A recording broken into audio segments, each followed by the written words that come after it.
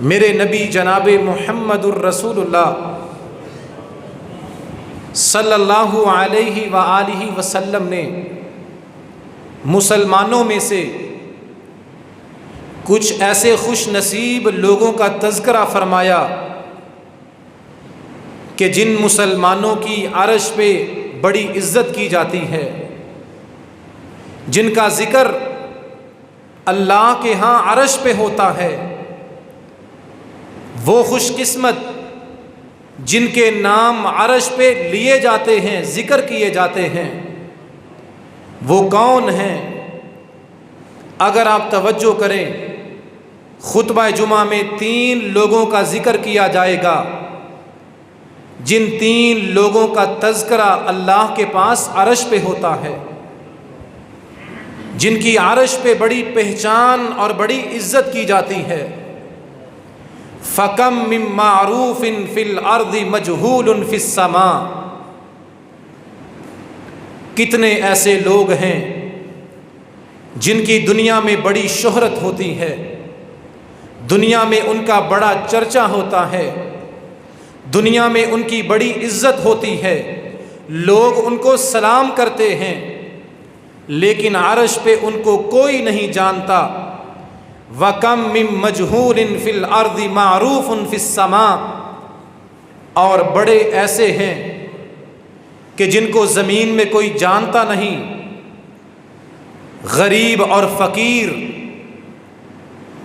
اگر کسی سے قرض مانگ لیں ان کو کوئی قرض دینے کے لیے تیار نہیں ہوتا، اگر کسی سے رشتہ مانگ لیں کوئی ان کو رشتہ دینے کے لیے راضی نہیں ہوتا۔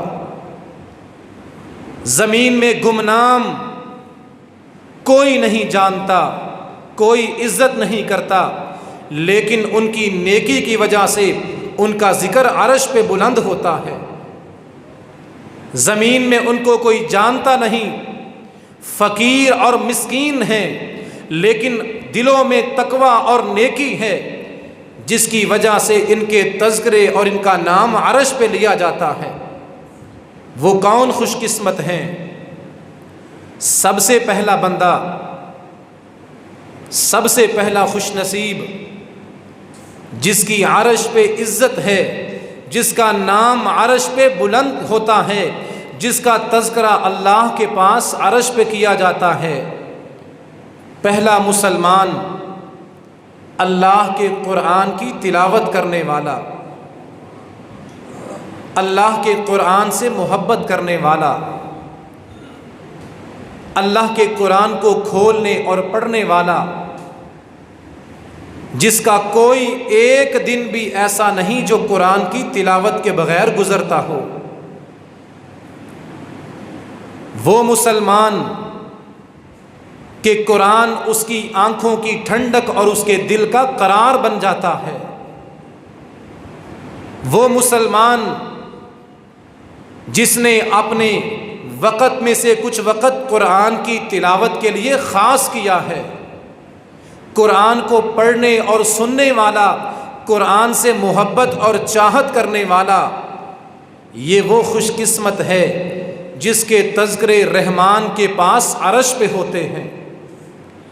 صحیح بخاری کی حدیث، نبی مکرم صلی اللہ علیہ وسلم نے اپنے صحابی جناب ابی بن کعب رضی اللہ تعالی عنہ، اور یہ ابی کون ہیں؟ نبی کے صحابہ میں سے قرآن کے سب سے بڑے حافظ۔ ابی کون ہیں؟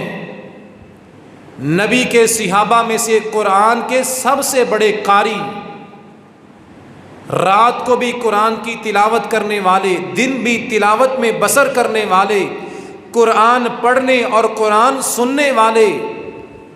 اللہ کے پیغمبر ابی رضی اللہ تعالی عنہ سے فرماتے ہیں، ان اللہ امرنی ان اقرأ علیک القرآن۔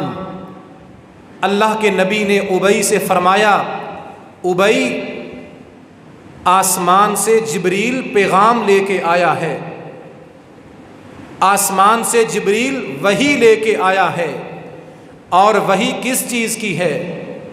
پیغام کس بات کا ہے؟ جبریل کی آمد کس لیے ہوئی ہے؟ اے ابی، عرش سے اللہ نے ابی کو بھیجا ہے اور جبریل کو بھیجا ہے، اور جبریل نے آ کے مجھے کہا ہے اے میرے نبی آپ ابی کے سامنے قرآن پڑھیں۔ ابی قرآن سنے گا اور خاتم النبیین قرآن پڑھیں گے۔ ابی رضی اللہ تعالی عنہ پوچھنے لگے، فرمایا اللہ سمانی لک، اے اللہ کے پیغمبر کیا میرا نام لے کے کہا گیا؟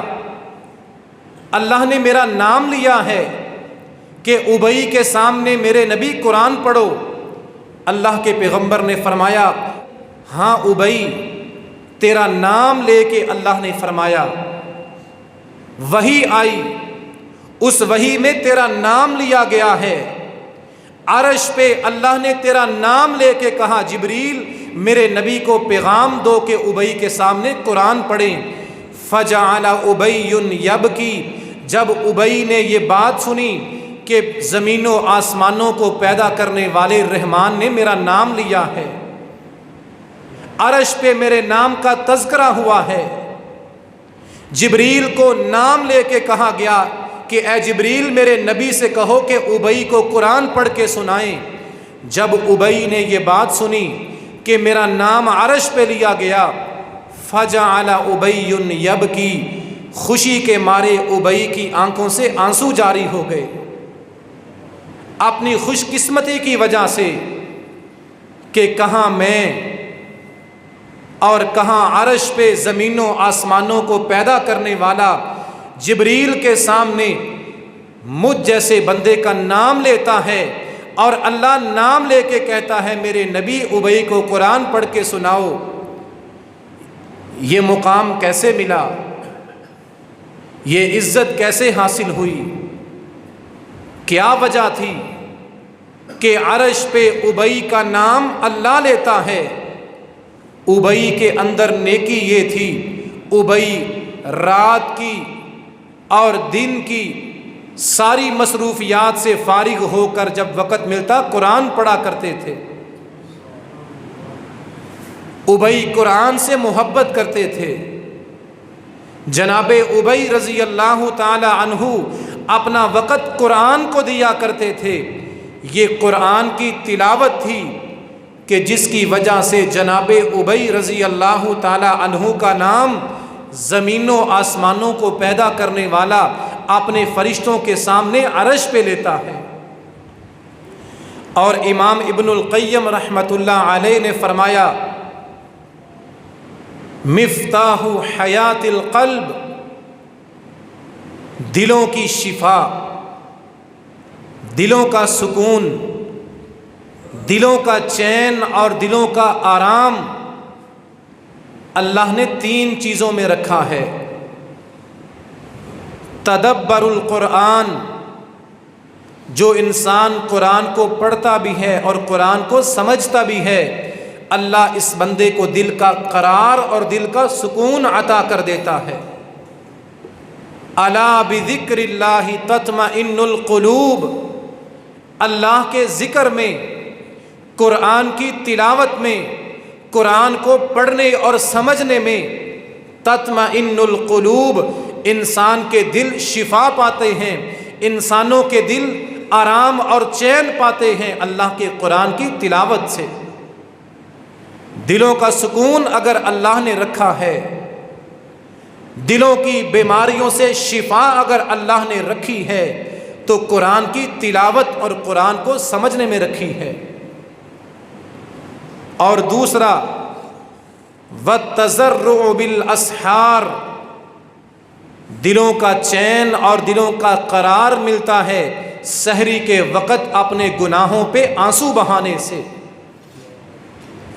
رات کے آخری پہر اٹھ کر جو انسان رب کے سامنے آنسو بہاتا ہے، توبہ کرتا ہے، یہ سحری کے وقت آنسو بہانا انسان کے دلوں کو شفا اور چین اور قرار عطا کر دیتا ہے۔ و ترک الذنوب، اور تیسری چیز جس کی وجہ سے دل کو چین اور شفا نصیب ہوتی ہے، جب انسان اپنے گناہوں کو چھوڑ دیتا ہے، نافرمانی کے راستوں سے ہٹ جاتا ہے۔ گناہوں کو چھوڑنے سے اللہ اپنے بندے کے دل کو چین، قرار اور شفا عطا کر دیتا ہے۔ پہلا عمل جس کو کرنے والے کا نام عرش پہ ذکر کیا جاتا ہے، اللہ اپنے فرشتوں کے سامنے جس کا نام لیتا ہے، وہ مسلمان ہے جو اپنی زندگی میں قرآن کے ساتھ محبت کرنے والا اور قرآن کی تلاوت کرنے والا ہے۔ اور میرے نوجوان بھائیوں، یہ قرآن صرف رمضان کے لیے نازل نہیں ہوا۔ کتنے ایسے مسلمان ہیں جنہوں نے رمضان کی آخری رات قرآن بند کیا اور ابھی تک بند ہے، اگلے سال رمضان میں کھولنا نصیب ہوگا۔ یہ قرآن صرف رمضان کے لیے تو نہیں آیا۔ میرے نوجوان بھائیوں، اگر اپنی زندگی میں برکتیں چاہتے ہو،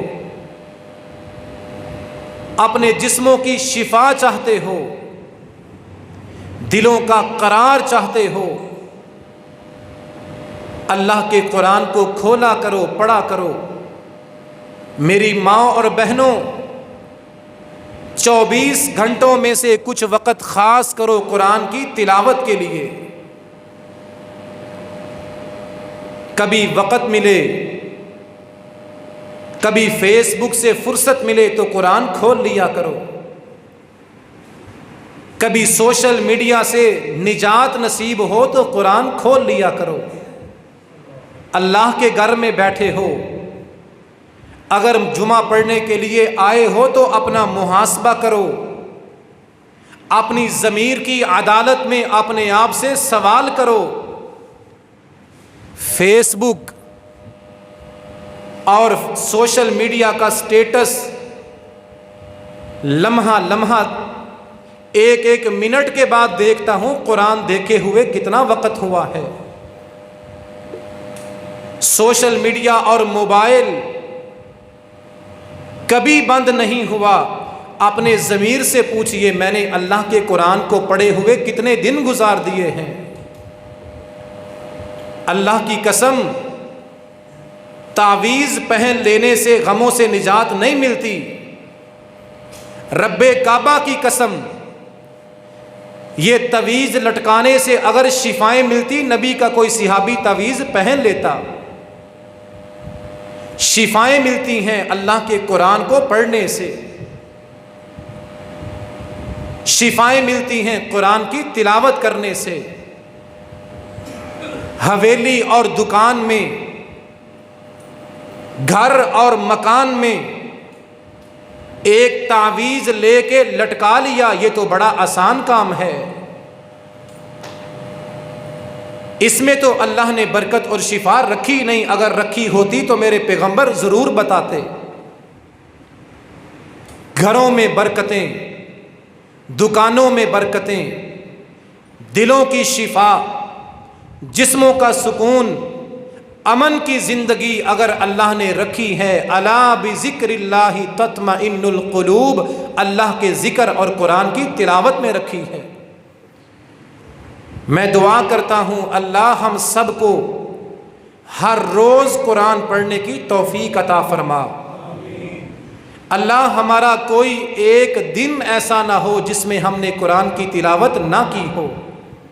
کوشش کریں، ہمت کریں، ارادہ اور نیت کریں، چاہے روزانہ کی ایک آیت پڑھیں، لیکن سونے سے پہلے لازمی قرآن کی تلاوت ہونی چاہیے۔ قرآن کے ساتھ تعلق جڑنا چاہیے۔ روزانہ قرآن کی تلاوت ہمارے گھروں میں ہونی چاہیے۔ اللہ ہمیں توفیق عطا فرمائے۔